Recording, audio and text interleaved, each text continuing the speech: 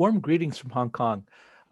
It's an honor and a privilege to be invited here by the Shalamar Medical College to share with you some thoughts on video-assisted thoracic surgery, what we call VATS. What are the recent advances in this area and where we go forwards from here. Now, I realize that many of you in the audience at this surgical symposium today are probably not thoracic surgeons, but not to worry. The basic principles and concepts that I'm going to be sharing with you will be applicable, I think, really across different surgical specialties. So even if the lung resection part isn't really your cup of tea, hopefully some of the ideas will be of some use and interest to you. Well, anyway, let's dig right in. Now, in lung resection surgery, whether we do it for lung cancer or whether we do it for inflammatory disease, what we've seen over the past 30 plus years is the evolution from open thoracotomy, open surgery, to minimally invasive surgery, or what we call VATS.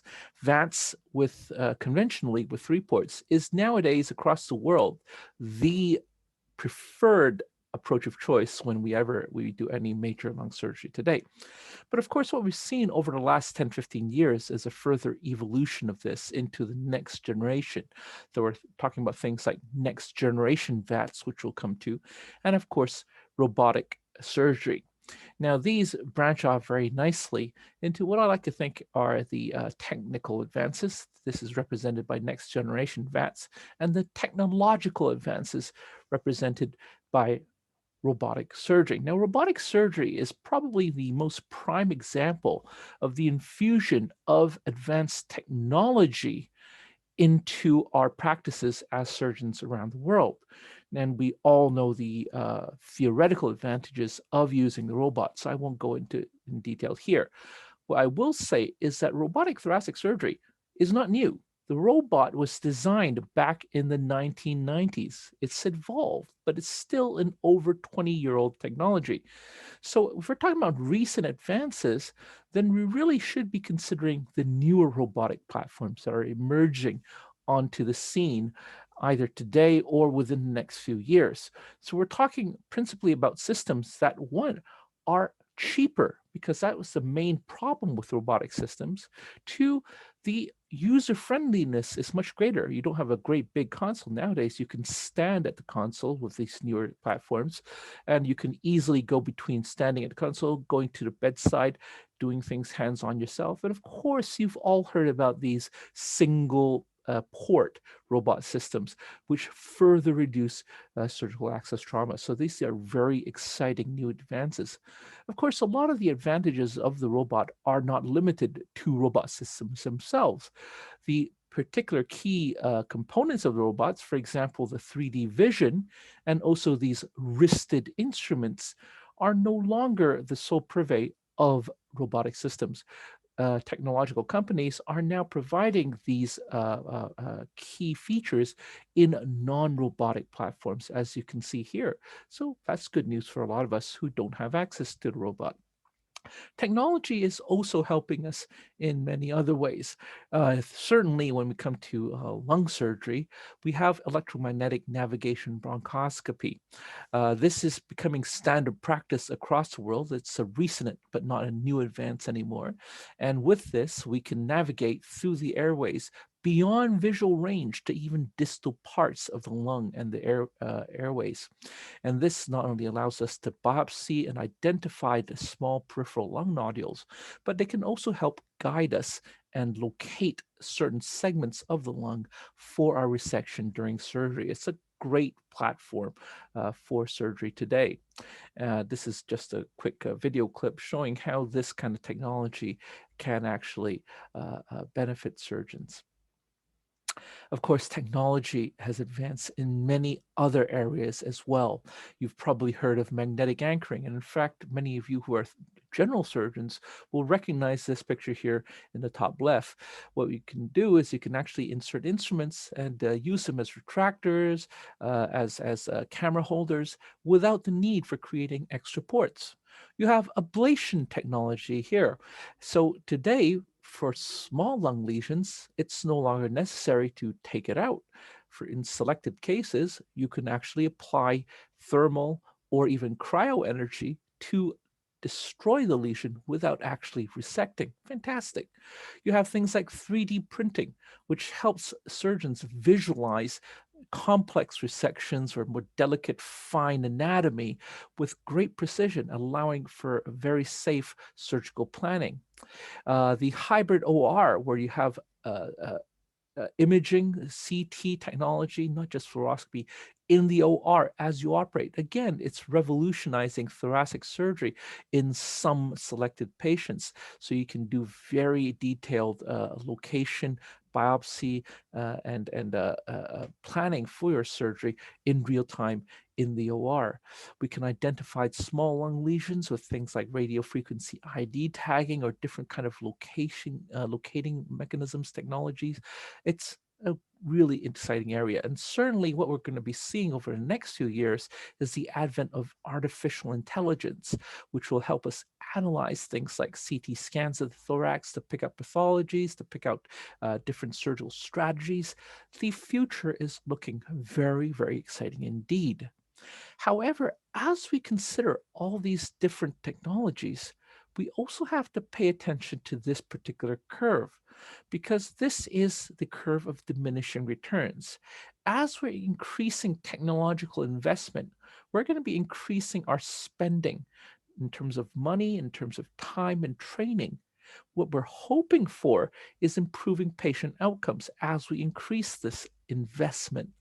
But there comes a point when there's a diminishing returns inflection. At this point, where you invest any further, you're probably not going to get that perceived patient improvement. And this occurs whenever we talk about any sort of technology. Are we reaching this point in thoracic surgery today? Perhaps.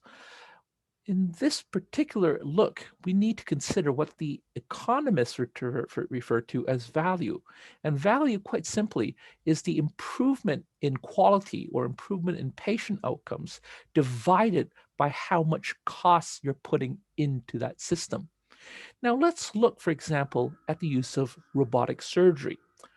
This is a prime example for us to look at value.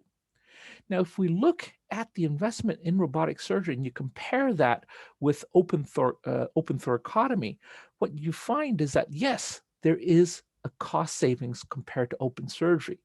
But if you're doing traditional VATS where you don't have a robot, well, robots cost a lot more. They cost a lot more because of the extra consumables that you need, these one-off, one-use instruments and robotic limbs, which you use on every single patient. That's a big chunk of cost, but that's not the only cost. In addition, of course, right up front, there's a capital cost of simply buying the robot and acquiring into your hospital. That's a huge amount.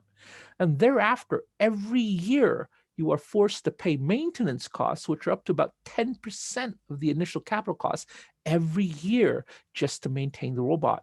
On top of that, of course, from day one after the purchase of the robot system, the system depreciates, and you have spectacular depreciation costs as well. And of course, last but not least, there are training costs, because not only do you as a surgeon need to be trained to use a robot, because it's brand new revolutionary technology, your entire team, your assistants, even your nurses also have to be trained. And when you put it all together, that adds considerably to the cost. Now, that's fine if you're getting improvements in terms of better patient outcomes. But is that particularly true? Well, to cut a long story short, our friends at ISMIX actually did a systematic review and meta-analyses not too long ago.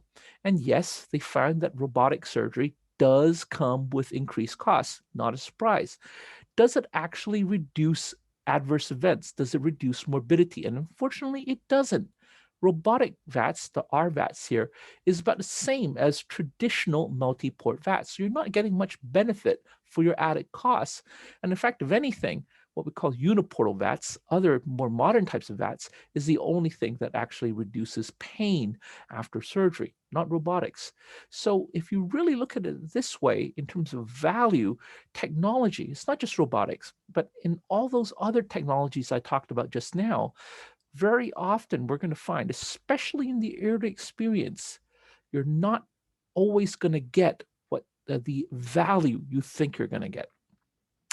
Now, if we don't want to think about technology, let's take a different approach. How about improving technique? We as surgeons, without buying anything fancy, we can just improve our technique. So we've already seen we've moved on from open surgery, which in the chest is very traumatic, I can tell you. We've moved on back in the in the 90s to the early 2000s to conventional VATS. And today we're moving on to the right here with the newer generation VATS techniques. So we're using smaller ports like needlescopic surgery. We're using fewer ports, either 2 ports or nowadays a single port.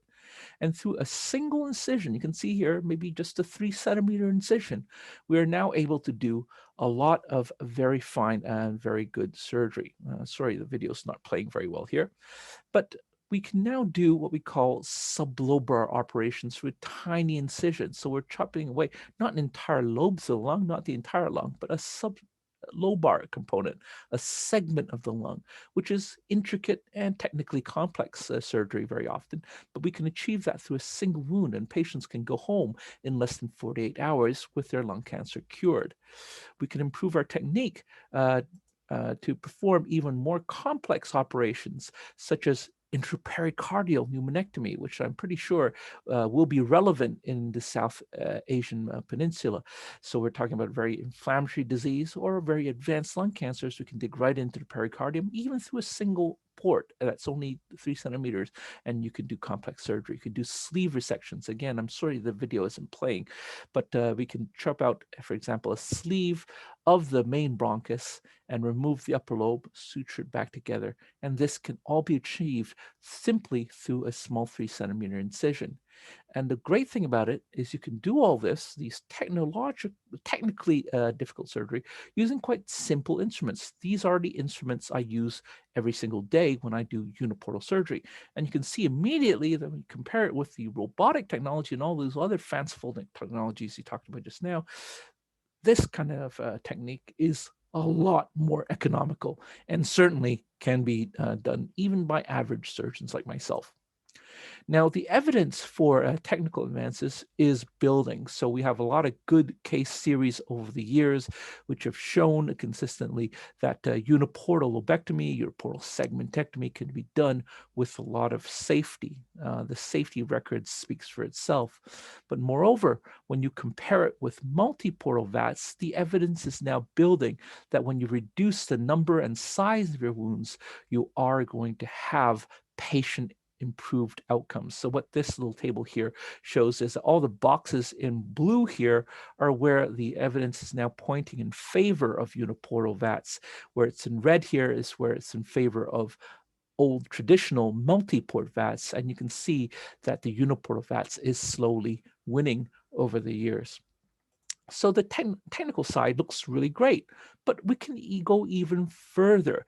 Nowadays, people are talking about other types of uniportal VATS. Instead of going between the ribs, going between the intercostal space where you can potentially damage the intercostal nerves, we now have subxiphoid VATS, where you operate here underneath the xiphoid process of the patient and you avoid the rib spaces altogether to go inside the chest and do complex operation. And this, in theory, gives you even less pain.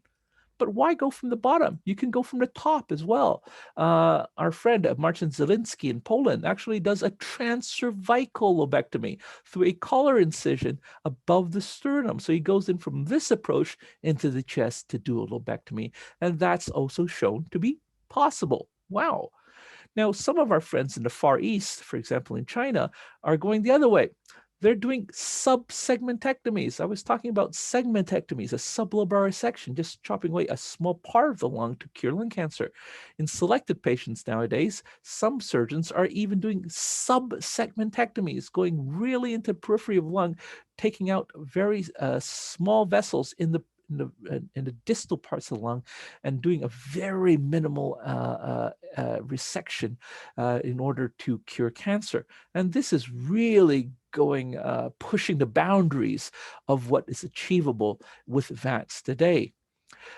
Some of us, myself included, we now do non-intubated surgery. So the patient is not really awake, he's asleep, but he's actually spontaneously breathing. This is the patient without an endotracheal tube. We get a very good view inside the chest and can see that even with this kind of anesthesia, it's possible to do complex surgery, very fine surgery, and we're seeing some initial improvement in our patients. So there's a lot of technical advances that we're actually pushing nowadays. But wait a minute, when we come to this stage, let's look at another graph here. Are we actually doing good for our patients? Because here, there's no talk about investing money or investing a lot of resources into technology. We're simply talking about increasing operational difficulty on the x-axis here. So we're going from simple surgery, low difficult surgery, to medium difficult surgery. And you're expecting, as you do more difficult technical operations, you're getting more patient reward. But as we start going even further into that kind of subxiphoid, transcervical surgery, all that subsegmentectomy, are we going over the cliff? Are we actually getting to the point where we're making the surgery so difficult that the risk skyrockets and the reward for the patient actually is not increasing? In fact, if anything, as you're doing all this complex surgery, maybe that reward is actually coming down. And at some point, the risk will start to outweigh the reward. And it's not easy for a lot of us trying to push the boundaries to see if maybe we're already crossing this point. And that's a bit of a danger. There's this danger is something that we as surgeons are not really doing enough to address. Now, a short while ago, myself and Joe Dunning, we wrote this little commentary, and we said, really, we should be looking at surgery as a drug, because any drug in internal medicine goes through phases of clinical trials before it's unleashed on patients in the general public. We're seeing that over the last year with the development of the COVID-19 vaccines. You've all heard about how the vaccine went through different phases of clinical trials before it's now being gradually used. But does this apply in surgery? Are we doing this in surgery? No, we are not. In fact, any kind of new surgery, if you can think of it today after dinner, the next morning you can walk into your operating theater and probably start trying out that surgery on your next patient. And there's very little to stop you. Surgery is not treated like a drug, and maybe we should be doing that. We should be asking ourselves why each new surgical technique or each new surgical technology is not being scrutinized as much as every new drug we introduce into our hospital. And even as a surgeon myself, I think we need to be doing that for the safety of our patients as new techniques and new technologies evolve over the next few years. Now, there's another problem with all this advancement, is that a lot of these new technologies and new techniques, they're very distracting because they look so attractive. Every one of us as surgeons want to have our hands on that new robot, on that new operation. And sometimes we have to ask ourselves, are we so focused on that distracting element that we're neglecting what's important to the patients? And what's important to a lung cancer patient, for example, is that they get cured effectively. So while we're thinking about all these new recent advances in VATS, are we looking at things like ERAS, enhanced recovery after surgery? We as operative surgeons like to think that we do good surgery, we're going to have good patient outcomes. But of course, that's not true. You have to throw in all the other elements, things like good anesthesia, good analgesia, good perioperative care, good nutrition and physiotherapy. All of this, you package it together into a clinical pathway. that's when you get improvements for your patients. Now, just as a case in point, this is obviously not data. This is my own experience in Hong Kong. It's not data, but you can use it for reference. After a typical lobectomy for lung cancer nowadays, this is what happens. Traditionally, when I was doing old multi-port VATS, patients, well, they can eat quite soon. They're recovering quite quickly, and they can go home maybe in after about 4 days. When we move on to uniportal VATs, so we're moving into next generation single port VATs, wow, they have less pain. We don't need so much analgesia. They can eat quicker, they're mobilizing quicker. They can go home in not 4 days, but maybe 3 days. And that's pretty cool. That's what I do as a surgeon. But if we can add on an ERAS program on top of the uniportal VATs, this is what we're achieving day in, day out with our operations nowadays. Patients don't need any sort of morphines or opiate analgesia. They just take oral Panadol.